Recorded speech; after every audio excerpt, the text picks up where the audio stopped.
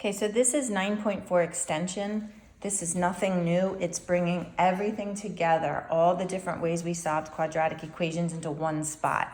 So I do have this graphic organizer that I attached for you guys to fill out. The page 484 in your textbook also has a little chart, and it helps you when to choose each option. So I'm gonna start with factoring because that's the very first thing we learned. Then this is where I always start. I always say, can I factor it? Is it easy to factor? If it is, that's what I use. I honestly really only use this, the square root sometimes, and then the quadratic formula. Okay, so the very first thing you want to do is factor. You want two numbers that multiply to give you 24, added to give you 10. So you have plus 6, plus 4. And then when you remember, you want to set each of these equal to 0. So you get -6 and -4. Now, if you did the quadratic formula, you get the same thing. If you did completing the square, you would get the same thing. It just takes you a little longer. But this is the first thing I would do, is try to factor. The second thing we did was solve by graphing. Now this I would never tell you to do, to be honest. Remember, this is where we didn't do any practice problems on this. We just cheated a little bit, right? I said to try to factor it first. So you want two numbers that multiply to give you -6 combined to give you a -1. So it'd be -3 plus 2. So when you solve it, you get 3 and 2. So that means that when x is 3, y would be 0. When x is 2, -2, sorry, y would be 0. So you have 3, and then you have -2. And then we just kind of have to round that out. We can try and let x equal 0. If you plug 0 in, you'll get -6. So it's a little off.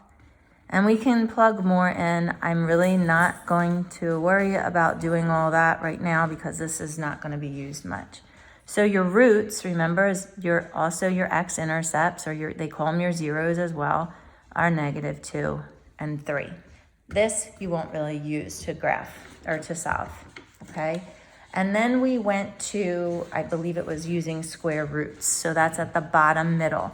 So using square roots is if you have something like this, all squared, and this is a perfect square. This is the only time I would really use it.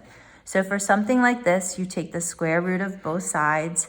So you get 2x minus 1 equals plus and minus 9. You then go and solve it. 2x minus 1 equals 9. 2x minus 1 equals -9. Add 1 all the way across. So you'll get 2x is 10, 2x is -8, so you get 5 or -4. So this is helpful as well. Factoring, I would say, is number 1, quadratic formula number 2, and then I would use this as well. For some reason, I just don't like completing the square, but you do have to know it for Algebra 2. I did talk to your Algebra 2 teachers to make sure we cover exactly what you need. It was this factoring and quadratic formula is what we really need to do. So for completing the square, the difference for all the other ones, you have to have equal to 0. But this one, remember, the first step is to get the x squared and x alone. And then you take b, you divide by 2 and square it. So you get 8 over 2. Square it, so you get 16.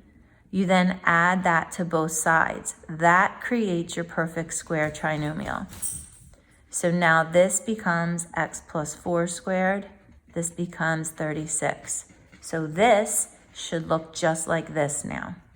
You take the square root of both sides, you get x plus 4 equals 6, and then x plus 4 equals -6. Solve it down, you should get 2 and -10.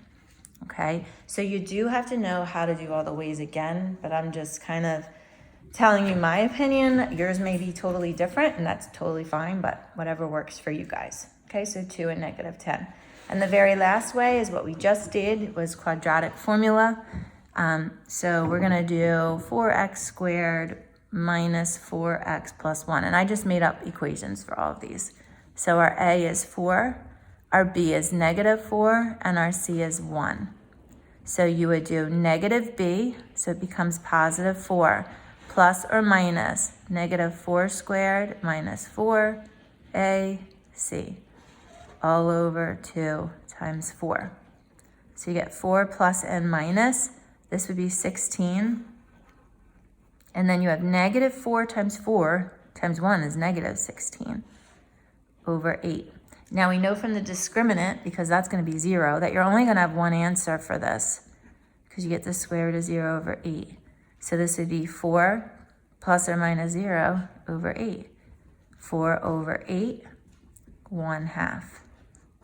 Okay, so that's where the discriminant ties in. We know it's 0, so we know we're only going to have one answer. Remember, if underneath there was positive, you'd have 2. If it was negative, it would be no real roots. Okay, so again, this pulls it all together. Also check out page 484 in your textbook.